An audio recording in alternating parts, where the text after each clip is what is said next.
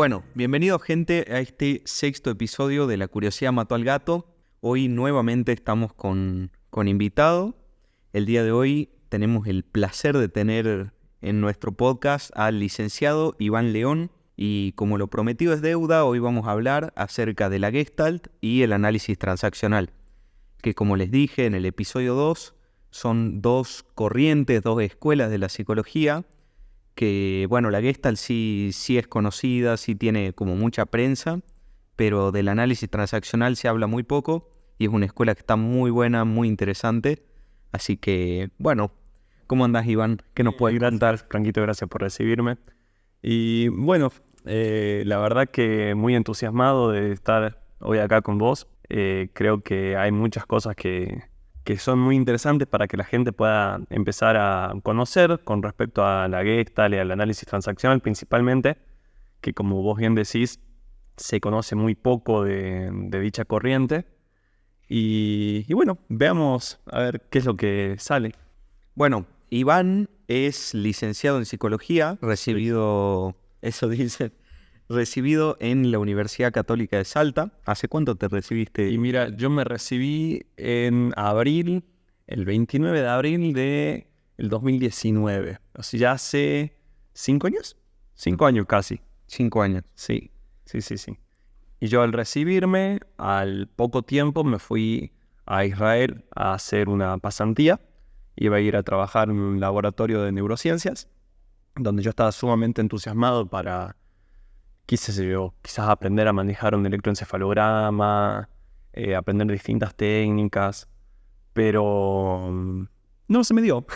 Apenas llegué a Israel me dijeron de que a donde me habían dicho que me iban a mandar, no me iban a poder mandar. Me mandaron a otro laboratorio a trabajar con psicología del desarrollo y fue una cagada la experiencia, la verdad, porque no trabajé nada.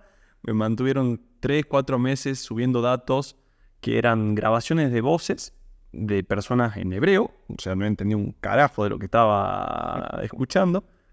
Y básicamente estuve 3-4 meses solo en una habitación haciendo eso. Así que no me sirvió para nada la experiencia.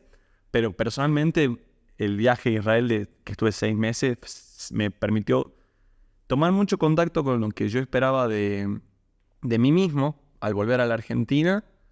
Y creo que eso me permitió también sentirme con la seguridad de que quería dedicarme más que nada a lo que era la parte clínica, que esa era una de las interrogantes que tenía para el viaje, si quería hacer investigación o quería hacer clínica.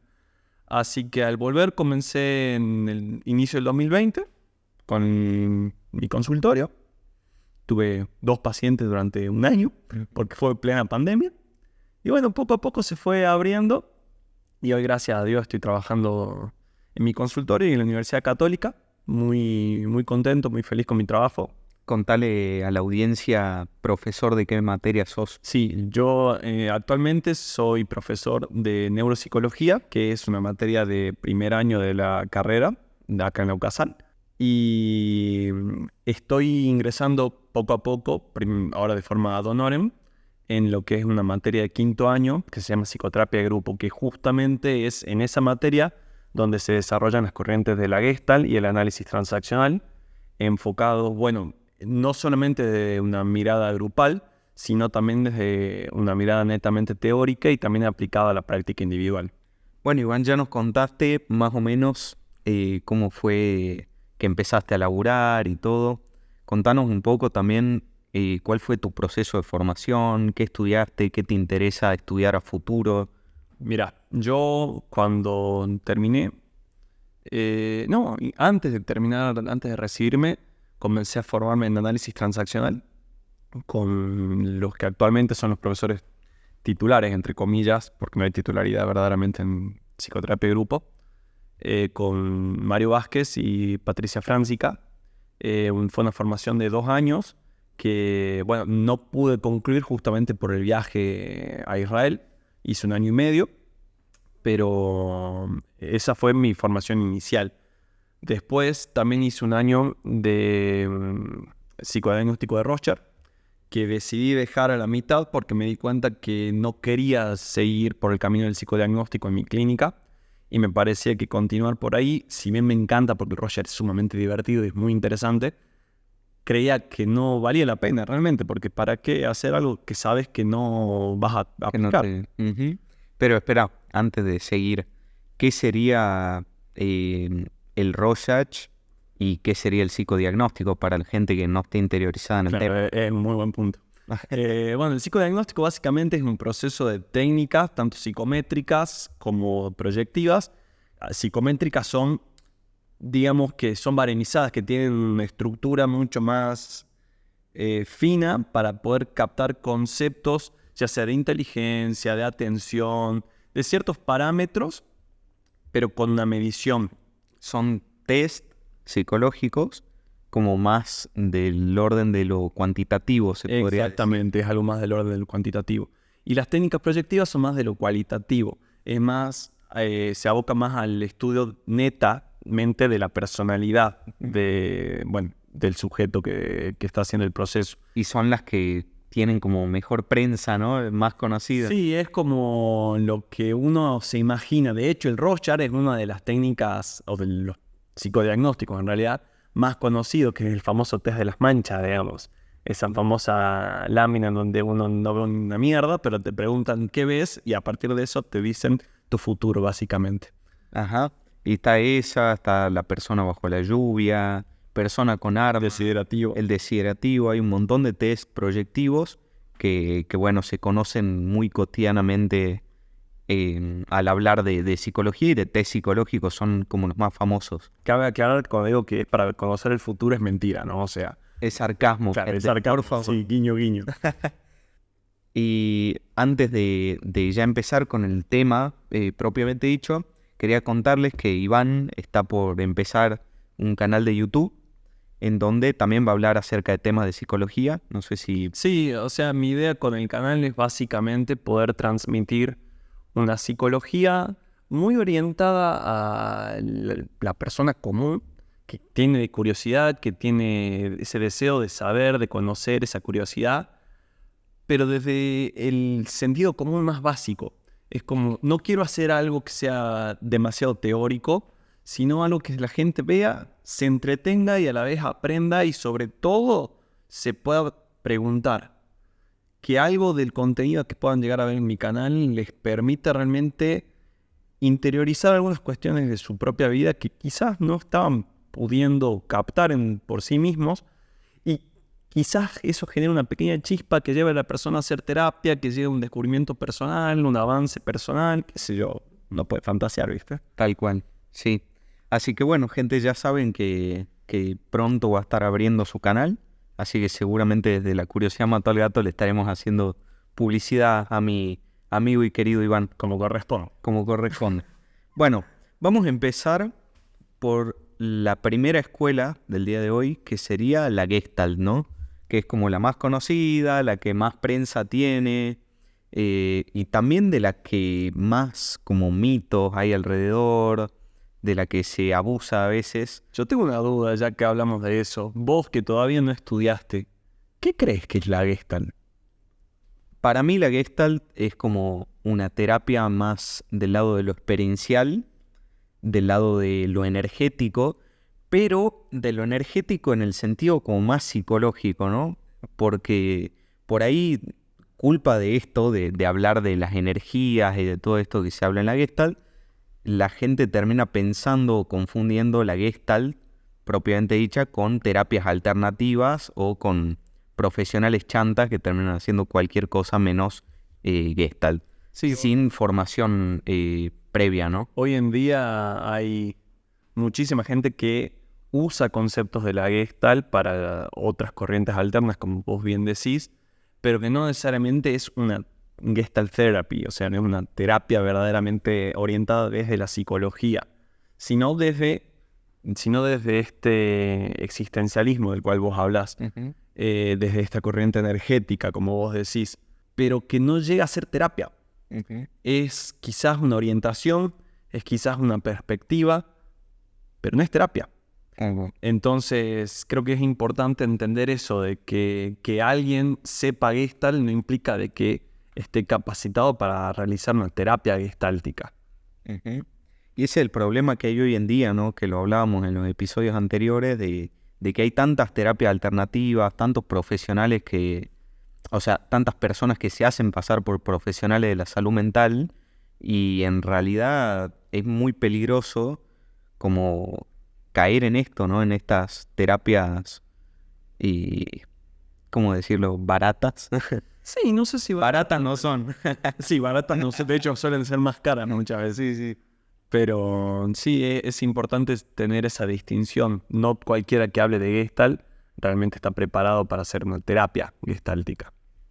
Siempre traten, como a los oyentes les digo, que siempre traten de asegurarse que su profesional tenga una formación en psicología, una formación sólida en psicología, porque no alcanza con hacer un curso de 6, 8 meses, un año, para poder tratar a un ser humano. Imagínense que ni siquiera alcanza 5 años de formación, que sería la carrera, la licenciatura, digamos. No alcanza toda una vida para tratar a un ser humano. Pero bueno, es una cuestión ética tratar de formarse bien y de realmente saber antes de tratar a otra persona, ¿no? Y algo muy importante a tener en cuenta para los psicólogos es que siempre antes de dar terapia, asegúrense de haber hecho un buen proceso terapéutico ustedes mismos, ¿no? Porque eso, más allá de la formación teórica, más allá de la experiencia que uno pueda tener en consultorio, es lo que hace, lo que permite que una persona puede estar para esa otra persona en la distancia adecuada para poder entender sin confundir, para poder apoyar sin solucionar, que son cosas que muchas veces uno cree que son fáciles, pero hay que hilar muy fino para poder ser psicólogo y no apoyar a arruinar más a la persona de lo que ya viene con sus propias patologías, digamos, con sus propios conflictos. Ajá, así es, me hace acordar a... Bueno, no sé si vos viviste lo mismo en tu carrera, pero yo me acuerdo que había una profesora que decía, la terapia no es sana sana.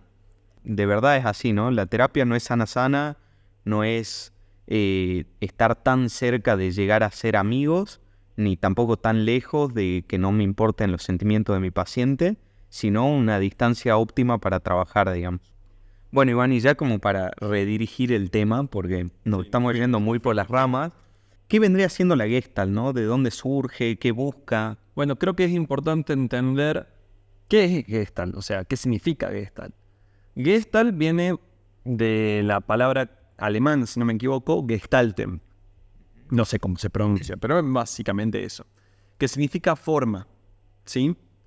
La Gestalt es una corriente que surge justamente del estudio de las leyes de la percepción, ¿sí? Es del siglo XIX donde se empiezan a estudiar esto por 3 científicos, que la verdad no sé qué eran. ¿Qué científicos? Sí, científicos alemanes. Claro, científicos alemanes. Eran Berteller, Kohler y Kafka los primeros en empezar a estudiar este término de Gestalten. Sin embargo, no surge de ahí la terapia gestáltica. La terapia propiamente dicha surge con Fritz Perls. Perls era un loquito. La verdad que, como todo genio, estaba loco. En algunos aspectos te diría que hoy en día hasta sería denunciable. Pero era alguien que desde su propia formación, su propia experiencia, comenzó a desarrollar junto con su esposa y con otro colega todo lo que era la corriente de la Gestalt Therapy. Y es que en ella se empieza a trabajar con la gente justamente desde estas corrientes existencialistas, desde la importancia del aquí y el ahora, desde la importancia de la espiritualidad, otras cuestiones, pero principalmente trabajando con un concepto que es muy valioso para cualquier tipo de corriente terapéutica, que es el awareness. ¿Qué es awareness? Básicamente es el darse cuenta. Antes de seguir con este concepto que es sumamente importante, te quería preguntar, ¿qué vendría siendo una una corriente existencialista, ¿no? ¿Qué es el existencialismo así básico? A ver, el existencialismo es, creo que el poner en primer lugar a la persona como una entidad biopsico-socioespiritual y ubicándola en el momento presente, ¿sí? No es como, por ejemplo, el psicoanálisis es muy retrospectivo, de trabajar con el pasado, con esas influencias primarias que construyen a la personalidad.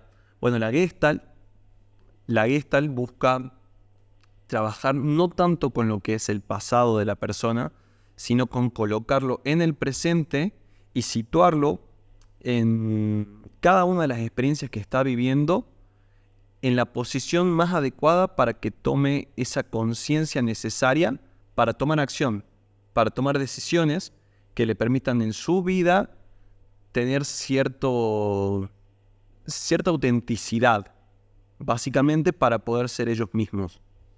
Y obviamente son un montón de técnicas, pero ¿cuáles son las herramientas como más conocidas que tiene la Gestalt? Y mira, por hablar de una de las herramientas o estrategias más conocidas de la Gestalt, podemos hablar de lo que es la técnica de la silla vacía. ¿Qué es la silla vacía? Es que al paciente lo confrontes con una persona, una situación, quizás una parte de su cuerpo, con algún concepto y que lo pongas a dialogar, que lo pongas a representar cómo sería esa persona, esa situación, todo esto que estamos hablando. Básicamente es poner a la persona en contacto con aquello que se quiere trabajar. Hay un capítulo de Los Simpson en donde esto se ve muy... es muy preciso el concepto de la silla vacía, que al director Skinner lo llevan, es como un congreso, no sé qué era, de un psicólogo famoso en Springfield que llega a dar una conferencia. Y se sube al escenario y lo hacen que dialogue con una silla en donde estaba sentado un muñeco que representaba a su madre. Y ahí el director Skinner le dice de todo a la madre, que nunca se animó a decirle en la cara. Se lo dice al muñeco. Se lo dice al muñeco.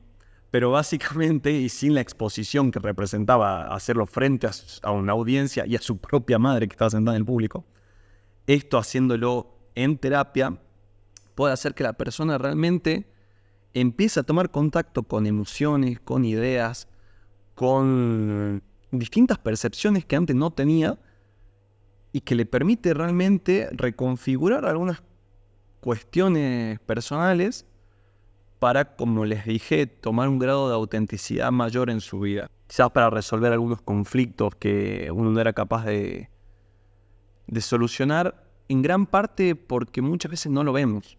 O sea, hay muchas veces que no conseguimos ver qué es lo que nos pasa, qué es lo que nos duele, qué es lo que nos está conflictuando de forma interna porque no lo vemos. La magia de la terapia está en no saber con qué te vas a encontrar. Y muchas veces en ese hablar con uno mismo, que en este caso sería la silla vacía, te das cuenta de cada cosa que vos decís, mierda, yo no sabía que tenía eso dentro mío. Y a partir de ese insight, de ese darte cuenta, es que podés empezar a ser distinto, por lo menos a decidir distinto. Está buenísimo lo que decís, muy bueno, muy claro. Me alegro.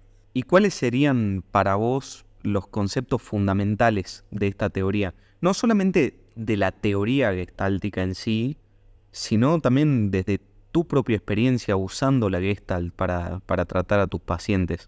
Y mira, hay un concepto que es fundamental en la terapia gestáltica que se denomina la curva de la experiencia. Básicamente es una representación simbólica de lo que ocurre a nivel perceptual desde que una sensación se inicia, se empieza a procesar en el sistema nervioso central y en la persona en general, hasta que se toma un contacto directo con esto para luego poder proseguir el descanso y comenzar una nueva sensación. Y es una constante, un fluir constante de inicio de sensaciones, toma de contacto y descanso, digamos. Ahora, esto que vos venías explicando, lo bajemos más todavía Ok. a la práctica. Por ejemplo, ¿cómo explicarías vos como la curva de la experiencia, por ejemplo, en una adicción? Una persona que de verdad tiene un consumo problemático. Bueno, qué pregunta tan interesante, porque encima justo con lo que es adicción, ¿no? ¿Qué es adicción? O sea, si vamos a lo que es la palabra adicción, dicción viene de Pegado. está pegado. claro. No solamente a lo que está pegado, sino también a lo que es el discurso, ¿no? Ujú. O sea, a la dicción. A implica que no hay discurso, no hay palabra para representar aquello a lo cual uno está pegado. Qué importante ahí llegar al contacto, porque ahí hay una sensación pura, hay un algo que está siendo disruptivo y que lleva a la persona al consumo y lo deja pegado en un contacto que no le permite realmente llegar al cierre, a simbolizar, a poder darle esa vuelta de tuerca que necesita para poder desapegarse de aquello que lo tiene consumiendo constantemente. Y es un proceso complicado porque la persona adicta muchas veces es adicta porque fue su forma de no tomar contacto, fue su forma de a la vez mantenerse en contacto. Es muy paradójico porque está en contacto constantemente con aquello que está en conflicto, pero desde un ángulo, desde una perspectiva, desde una percepción que no le permite resolver nada, que solamente lo deja apegado a eso, que es patológico. Eso se ve mucho no solamente en el consumo, por ejemplo, en lo que es pareja, en lo que son las parejas codependientes o lo que hoy se puede considerar una pareja tóxica, hay muchísimo de esto. El hecho de estar pegado al otro y no entender cómo poner ese límite, cómo hacer para poder seguir y formar nuevas figuras. Otro concepto muy importante de la Gestalt, lo que es la figura fondo, que es justamente la manera en la que tenemos nuestras percepciones, la forma en la cual somos capaces de discernir qué es lo importante en nuestra vida y qué es aquello que está por detrás, que no deja de ser importante, pero quizás no en ese momento. Y poder ir alterando entre el fondo y la figura es lo que permite que haya salud. Algo clave en cualquier proceso terapéutico, ¿qué es la salud? Es algo dinámico, es un equilibrio que sea entre dos polaridades. Algo que se estanca implica patología en psicología. Si hay algo que se quedó en un extremo, en otro, en el medio, no importa en dónde, pero se quedó estático, eso no es sano. La salud viene de la mano de este balance fluido, de este equilibrio que se da entre el ir moviéndote de una punta a la otra. Y poder reconocerlo es algo fundamental para poder encontrar libertad, para poder encontrar mi responsabilidad como ser humano, para poder realmente vivir una vida tranquila, vivir una vida buena, feliz. Cuando uno se estanca en algo, el conflicto siempre va a estar presente y no de una forma constructiva, sino de una forma patologizante, podría decirse. Sí. Algo para tener en cuenta. O sea que entenderíamos en la psicología que la salud no es necesariamente la ausencia de enfermedad y viceversa. Y es que, ¿qué es la enfermedad? Claro. O sea, de lo que yo te estoy diciendo podrías decir que es cierta rigidez, cierto estancamiento. Pero en realidad, salud y enfermedad no deja de ser parte de lo mismo, una polaridad. Algo que tenés un polo de salud y un polo de enfermedad. Y en realidad, en ese aspecto también, la vida necesita de ese movimiento que va de un lado al otro. Sí. porque no puedes considerar que alguien está en perfecta condición de salud constantemente. O sea, siempre hay algo que es variante, que es cambiante y que no está en su perfecto estado. Pero eso es parte de lo que implica la vida. Sí. La vida no es aquello que es perfectamente bien todo el tiempo, porque eso no existe. Es un ideal, es una utopía. Y en la medida en la que uno pretende que la vida sea eso, estás destinado al fracaso. O sea, estás destinado al sufrimiento constante, porque vas a sufrir, te van a doler las cosas, vas a vivir experiencias de mierda y vas a atravesar emociones horribles. Y eso es una vida sana. No sé cómo llegamos a esto.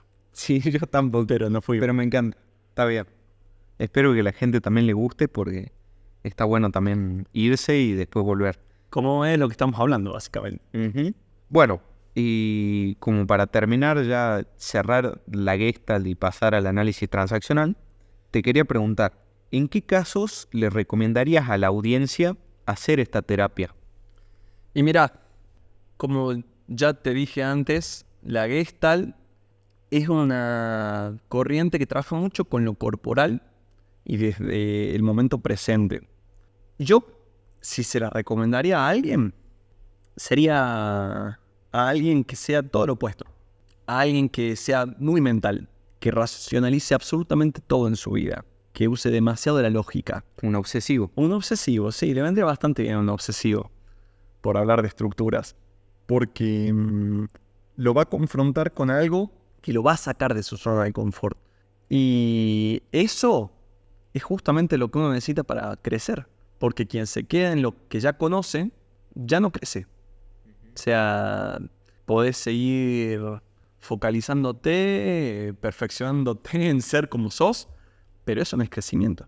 Era literalmente lo que venías hablando recién de que la vida necesita también un poco de inestabilidad, de crisis, de salir de la zona de confort, de tensión, para después volver ese equilibrio y como que rotar entre esos dos Tal estados. cual. De hecho, hay una diferencia muy grande entre ir al psicólogo y hacer terapia. Ir al psicólogo es ir a charlar, a hacer catarsis, a quejarte de la vida, a quizás incluso demostrar de alguna forma superficial tu propia angustia, entendiendo que vos sos relativamente parte de esa angustia, pero queda ahí, queda en algo que la persona llega al psicólogo, se quita todo y sale más liviano. Ir a hacer terapia es llegar, a veces estando muy bien, y salir hecho pelota. O sea, es haber entrado a una zona donde tomás contacto con aquello íntimo, con lo cual no sabés qué hacer muchas veces. Pero al salir, salís más grande. Salís con información, salís con una emoción distinta, salís con una perspectiva diferente, que a la larga te permite reconstruirte desde otros ángulos. Bueno, Iván, y ahora que ya hablamos de la Gestalt, que ya le diste sus respectivos consejos a la audiencia para tener en cuenta la Gestalt dentro de las opciones, siempre y cuando sea un profesional formado, vamos a pasar a la segunda y última escuela que tenemos para hoy, que es el análisis transaccional, o AT, Sí, también. abreviado AT. Tal cual. ¿Qué mierda es el AT, no? Mira, ¿qué es el AT, no? El análisis transaccional es una corriente que surge de la mano de su creador, que es Eric Berne, que él era un psicoanalista. Como la mayoría de los psicólogos siempre surgen en parte de alguna forma vinculados al psicoanálisis. Bueno, Berne era un tipo muy obsesivo que quería ser reconocido por la comunidad psicoanalista. No lo fue. La verdad es que sus trabajos teóricos nunca fueron reconocidos por su comunidad psicoanalista y empezó a crear una nueva corriente por medio de su experiencia clínica, analizando poco a poco y construyendo el concepto de lo que son los estados del yo. Él veía en sus pacientes que hay un caso muy conocido de un abogado que, a pesar de toda su formación, de todo su semblante, de cómo él era ese profesional que siempre iba de traje, bien vestido, muy serio, podía en terapia derrumbarse y no solamente sentir, sino hablar y actuar como un niño. Eso le llamaba mucho la atención a Verne. Y empezó a desarrollar, como les comentaba, estas nociones de los estados del yo. Lo que quien estudia análisis transaccional conoce como PAN, padre, adulto y niño, que son los 3 estados del yo estructurales básicos, los cuales Verne comenzó a describir para desarrollar su teoría del análisis transaccional. Los estados del yo son uno de los conceptos más importantes y reconocidos, sin embargo no creo que sea ni por asomo lo más importante del análisis transaccional. Si me preguntas cuál es el concepto más importante, que no existe, pero calculo que me vas a preguntar, yo te diría que es la noción del guión de vida. ¿Qué es el guión de vida? Básicamente es una construcción psíquica que desde la más temprana infancia va delimitando cómo va a ser el destino de esa persona a lo largo del tiempo. Y de forma muy sutil, pero muy profunda, delimita cómo ser, qué sentir, con quiénes relacionarse, cómo relacionarse con esas personas, hasta incluso se dice cómo morir. O sea, es literalmente la construcción del destino humano. O sea que podríamos decir que el análisis transaccional sí concibe la noción de inconsciente, ¿no? O sea, como que el guión de vida se inscribe en el inconsciente o tiene una parte consciente. El guión de vida es inconsciente, o sea, todo 100%. 100%. Pero, más que decirte inconsciente, yo te diría no consciente. Porque puede ser concientizado. Quizás no la completud, no la totalidad de esos mandatos que estructuran el guión de vida, pero sí puede llegar a ser conocido. Se puede llegar a tomar contacto, como veníamos hablando de la Gestalt, con aquellas directrices principales y conociéndolas poder darle una nueva dirección, un nuevo rumbo. Que es una diferencia con el psicoanálisis, que el inconsciente es algo que no puede ser conocido. Acá se habla, y motivo por el cual también no se consideraba el análisis transaccional como algo bien visto desde la comunidad psicoanalista, es que acá sí se puede conocer. Acá se considera que la persona puede tomar conocimiento de, al menos, una parcialidad de ese guión de vida. ¿Y tenés como algún ejemplo en tu práctica de guión de vida? O si no, a mí se me ocurre, al comienzo del episodio Iván decía que tuvo 2 grandes profesores, que si están escuchando esto en algún momento les mando un beso enorme, Pato y Mario, que ellos escribieron un libro acerca de análisis transaccional que está buenísimo, se llama El hombre guionado, y en la introducción del libro, cuando recién empieza, ellos cuentan un caso de un paciente que tenían, que si no me equivoco, como que tenía una compulsión a fumar, ¿no? Sí. No sé si te lo acordás bien ese caso. Lo he escuchado. Si lo querés contar. Es un... 2 casos voy a contar, ya que me lo decís. Vamos a hablar de... Habla tranquilo. Vamos a hablar de este caso del señor fumador, que era un hombre que su árbol genealógico de alguna forma estaba constituido por hombres que siempre morían de manera muy temprana, alrededor de los 40, 50 años. Todos por alguna afección relacionada al cigarrillo. Era casi una sentencia de muerte, pero que a la misma vez uno firmaba cuando era chico en su inconsciente, porque eso, en esa familia, implicaba ser hombre. Pues no podías ser hombre en esa familia si es que no morías joven por alguna afección vinculada al cigarrillo. Esta persona descubre esto en su terapia y es capaz de redecidir cómo vivir su vida. ¿Se acuerdan que les dije de que en el guión de vida se decía incluso cómo morir? Bueno, esto es un ejemplo. Tenía que morir joven y por alguna afección vinculada al cigarrillo.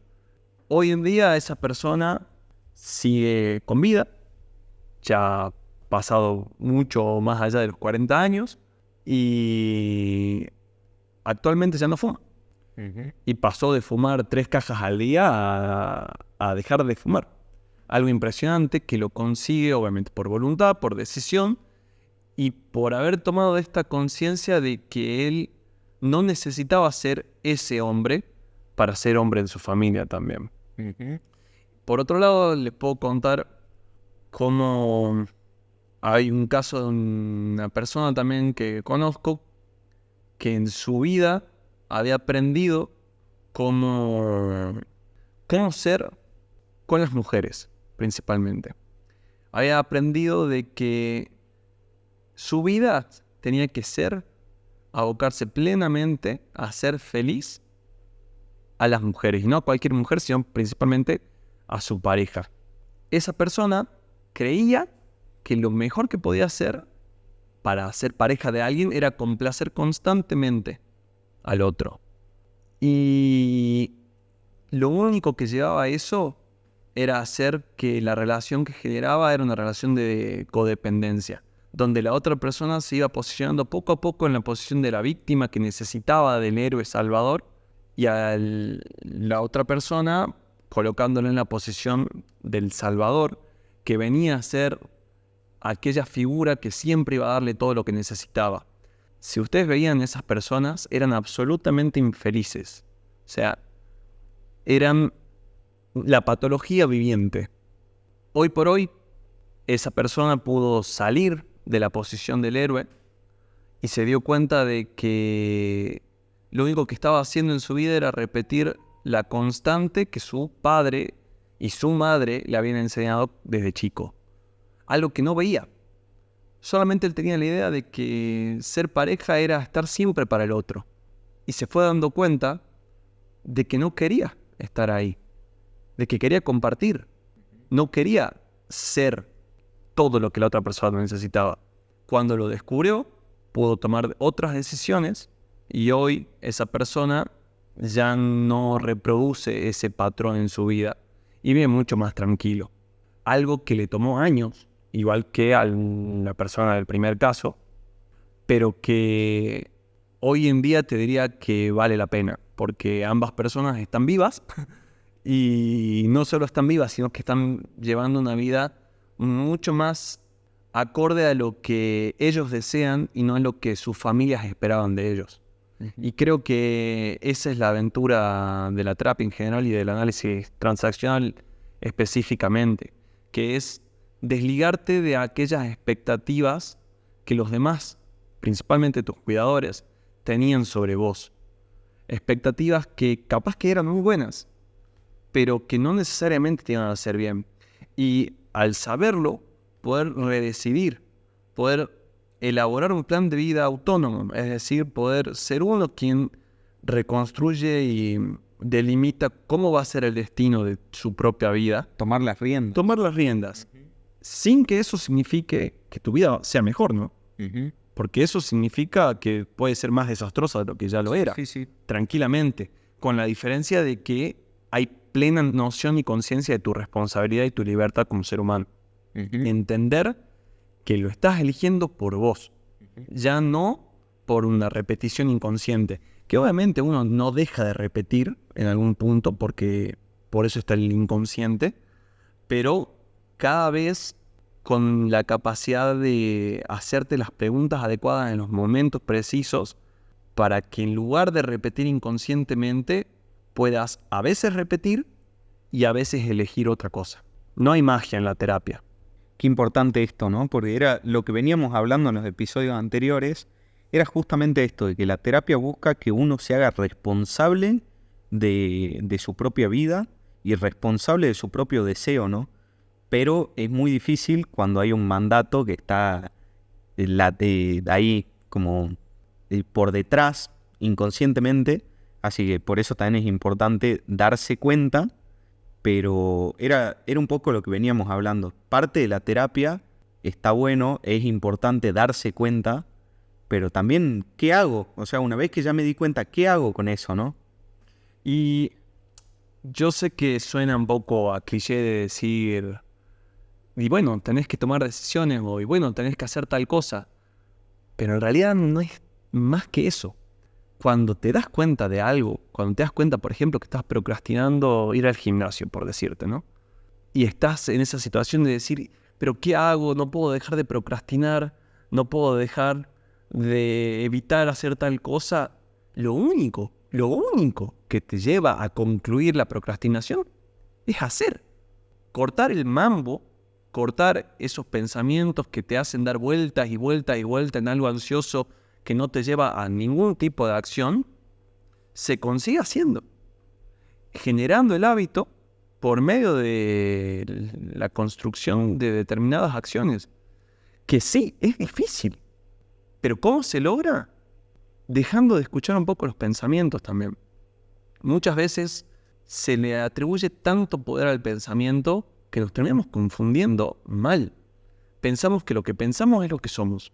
Y en realidad muchas veces un pensamiento no tiene más importancia que lo que tiene un pedo. O sea, es saber soltarlo y saber entender que si quiero conseguir ciertos objetivos, hay ciertas acciones que tengo que llevar a cabo. Y que si sale mal, sale mal. Se va a ir aprendiendo en la experiencia. Pero hoy en día estamos tan acostumbrados a la idea de quererlo todo ya, o quererlo todo para ayer, y de forma perfecta, que arriesgarse a que algo salga mal o demore mucho, muchas veces consideramos que no vale la pena, y que es más fácil estar quietos, tranquilos, viendo cómo se desarrolla la vida, en lugar de tomar decisiones que nos hagan ser responsables. Perder el equilibrio, ¿no? Claro, que veníamos hablando. Tal cual, uno busca ese control que en realidad no tenemos. O sea, tenemos mucho menos control en nuestra vida de la que creemos que tenemos. Y poder darte cuenta de esto y decir, bueno, si sale mal, es maravilloso.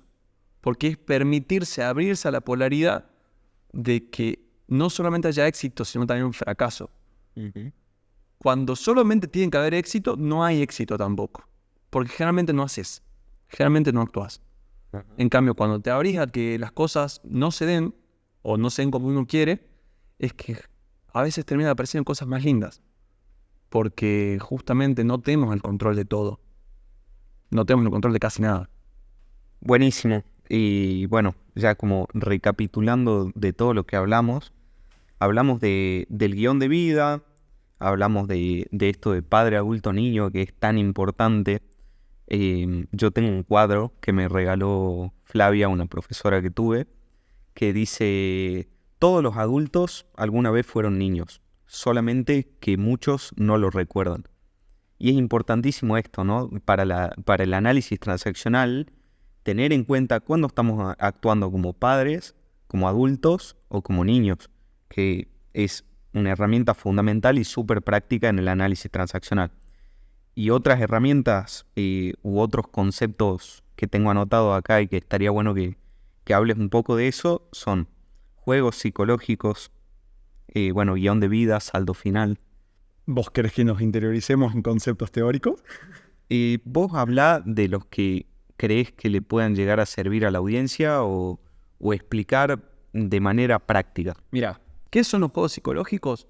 Básicamente son formas de manipulación inconsciente que todos tenemos, todos jugamos, casi la mayor parte del tiempo de vida que tenemos, y lo hacemos justamente para conseguir la expresión de determinadas actitudes, emociones o pensamientos que no nos permitimos de expresar de manera libre porque no tenemos esos permisos.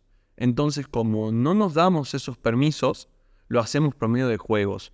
Que no se entienda que son manipulaciones. Hay una diferencia. El manipulador es el que busca determinadas actitudes de otra persona y que sabe cómo conseguirlas y conscientemente elige hacerlo. El juego es una manipulación pero es inconsciente. Es decir, que la persona no se da cuenta que está siendo manipulada ni que está manipulando al otro. Se consiguen resultados similares, pero la diferencia es que uno es una cuestión neurótica de cualquier tipo de relación, laboral, familiar, de amistad, de pareja, y la otra es una cuestión más vinculada a lo que son los psicópatas, sociópatas, gente que busca que las personas sientan determinadas emociones, tengan determinados pensamientos o ideas y en consecuencia puedan servirles para conseguir algo determinado. Es muy peligroso realmente eso porque se han hecho tantas cosas manipulando a la gente de esa forma que uno no lo podría creer. El juego es inevitable, pero que sea inevitable no significa que uno no pueda llegar a identificarlo. Sobre todo porque generalmente jugamos a los mismos juegos. Estamos acostumbrados a que los juegos sean los mismos con las mismas personas. Y esos juegos se juegan desde 3 posiciones dramáticas, como se las conoce: el salvador, la víctima y el victimario. Aprender en terapia a reconocer cuál de esas posiciones solemos elegir habitualmente y poder reconocer en el momento en el que esa posición está activándose en nosotros en la relación con alguien, te permite darte cuenta el momento exacto en el que un juego está iniciando y qué es lo que la otra persona está buscando. Y la forma adecuada para no participar del juego es, primero, identificarlo y segundo, no cayendo y comiendo la carnada. Es básicamente pescar. O sea, el juego es alguien que viene, tira una línea esperando que el otro pique. Si el otro no pica, no hay juego. Y eso es muy importante para conseguir relaciones sanas a largo plazo. No jugar tanto. O sea, como les digo, el juego es inevitable, pero poder identificar cuáles son los lineamientos del juego, qué es lo que se pretende de eso, qué es lo que genera habitualmente participar en eso, hace que uno pueda dejar de jugar y proponer otras cosas. ¿Cómo se logra? Aprendiendo cómo comunicar. Algo que la gente no hace correctamente generalmente. La gente no sabe comunicar. ¿Y cómo aprender a comunicar? Bueno, ahí se trabaja mucho con lo que es el PAN, justamente. Lo que son el padre, adulto, niño. ¿Por qué? Porque la comunicación, desde el análisis transaccional, se da justamente en eso, en transacciones. Porque son comunicaciones que siempre buscan obtener algo a cambio del otro. Y saber desde qué posición, desde qué estado del yo conviene comunicar para conseguir lo que uno busca, lo que uno necesita, es fundamental para relacionarse adecuadamente con los demás sin jugar. Por ejemplo, pensando en lo que son juegos, se me ocurre aquella madre que su hija se fue a vivir sola o su hijo se fue a vivir solo y constantemente está llamándolo para ver cómo está, para ver si necesita algo, para ver cómo puede ayudarlo, como si estuviera en la posición del salvador. ¿Qué es lo que está buscando verdaderamente? Quizás que el otro no le conteste, quizás que el otro le diga estoy ocupado, quizás que el otro le ponga un límite, de cualquier forma. Ese motivo sería como inconsciente. Seguro que es inconsciente. ¿Por qué? Porque en realidad lo que está buscando no es ser salvadora, no quiere esa madre quizás ayudar al otro. Lo que quiere es que el otro no se olvide de que ella existe. Y en el momento en que se pone un límite que es sano, que es adecuado y que permite que ambas partes crezcan fuera de lo que es el ser madre o el ser hijo, es decir, crecer como personas independientes, el límite cuando es puesto por la otra persona automáticamente puede hacer que la persona sea posicionada en el papel del victimario, es decir, el que acosa al otro poniéndole el límite, y que ese salvador tan bueno que era la madre que solo quería ayudar, que así se llama el juego, yo solo quería ayudar, pase inmediatamente a ser una víctima en donde apunta al otro diciéndole cómo la deja sola, cómo es que no le permite estar en su vida, que se alejó porque ya no la aguantaba más, y en realidad no tiene nada que ver. O sea, es una persona independiente, adulta, que quiso hacer su vida por fuera de la casa de su madre. Es como separarlos tanto, ¿no? Un poco. Exactamente, es poner límites. Pero la gente no sabe ni poner límites, ni recibir límites, ni mantener límites. Es algo impresionante. Nadie, o muy poca gente, sabe cómo hacer esas tres cosas. Lo toman siempre como una ofensa del otro, o al no querer perturbar al otro, no ponen el límite. Es algo que es muy delicado, no es algo tan simple. Sí. Y una vez puesto el límite, que eso es lo más fácil en realidad, viene la parte más difícil, que es saber mantenerlo al límite y mantenerlo de manera adecuada.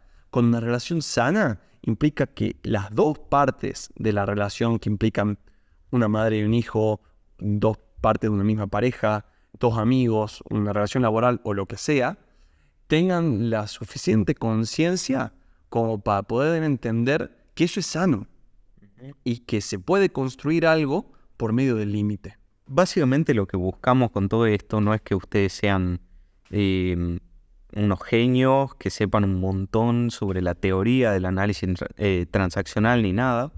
Simplemente buscamos que ustedes puedan concientizar, ver cuál es la terapia que les gusta, bueno, eso por un lado, pero por otro lado concientizar y darse cuenta también, empezar a prestar atención un poco a cuándo estamos jugando, ¿no? ¿Cuáles son estos juegos que hay en la familia? ¿Cuáles son los mandatos? Es muy importante aprender a reconocer cuáles juegos nos enganchan y cuáles juegos proponemos. Porque nosotros también proponemos. Sí, no somos ningunos inocentes. Y darse cuenta de eso es importantísimo para uno ponerse el límite, porque ponerte límites a vos mismo es dificilísimo también. Sí. O sea, uno siempre cree que el problema está afuera. Y ese es el principal problema. Darte cuenta cuál es tu responsabilidad ahí. Porque si vos no te haces responsable de cuál es tu participación en esto, siempre va a ser una queja hacia el otro. Y ahí nunca va a haber ningún tipo de resolución de conflicto. Tal cual. Así que está buenísimo que tengan en cuenta estas cosas a la hora de, bueno, de elegir la terapia y de pensarse uno mismo, ¿no? Tengan en cuenta también que más allá de la corriente, lo importante para que la terapia sea buena, sea satisfactoria, se consigan, digamos, ciertas metas o objetivos terapéuticos, es el vínculo. Si el vínculo que se construye con el psicólogo a uno le da tranquilidad, se siente cómodo, pero a la par también siente de que está frente a un profesional que está haciendo su trabajo, que confía, que siente que realmente es importante, ese vínculo, independientemente de la corriente, es lo que va a hacer que la terapia avance y sea exitosa.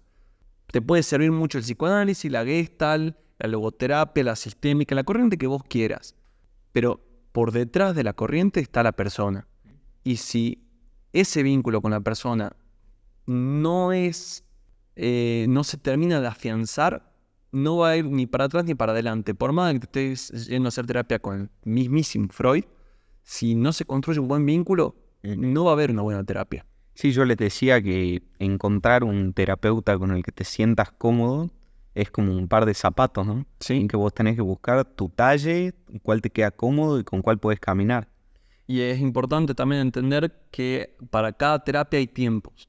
Que a veces llegás a un punto con un terapeuta con el cual te sentiste recontra bien en tu vida, que avanzaste un montón, pero a veces es bueno poder poner un límite en ese vínculo y buscar algo nuevo con otro terapeuta, con otra perspectiva que te pueda llegar a enriquecer, porque como les dije, en algún punto ya se termina de formar una zona de confort, y cuando ya hay confort, ya no hay tanto crecimiento. Y la idea de la terapia es justamente esa, poder crecer, pero por medio de decisiones que uno va a ir tomando a medida de la toma de conciencia que vas haciendo. Porque vas a ir descubriendo cosas que a veces decís, no, yo no quiero crecer por acá, y eso es sumamente válido también. Es poder irse poniendo los límites. Y la misma pregunta que antes, ¿en qué casos le recomendarías a la audiencia hacer esta terapia? Qué pregunta, ¿no? Para mí el AT es una corriente que a cualquier persona le vendría muy bien. Puntualmente, si tendría que mandar a alguien, quizás le diría a alguna persona que haya atravesado por el psicoanálisis y no se haya terminado de sentir cómodo por la situación que el mismo psicoanálisis implica, que hay una distancia terapéutica bastante grande muchas veces, le diría que si no quiere desapegarse tanto de lo que es lo psicoanalítico, que vaya por el AT, porque tiene mucho de psicoanálisis en lo que es la práctica, pero con una perspectiva también más humanitaria, más cercana, más de persona a persona y no tanto de psicoanalista a psicoanalizado. Creo que lo recomendaría para esas personas, pero como les digo, al ser el objetivo del análisis transaccional la formación y la construcción del plan de vida autónomo de la persona, creo que para cualquier persona que tenga deseos de conocerse y redefinir su vida en algunas cuestiones, el AT es fundamental. ¿Y por qué pensás que el análisis transaccional acá en Argentina y bueno, en muchas partes del mundo tiene como tan poca repercusión, tan poca difusión?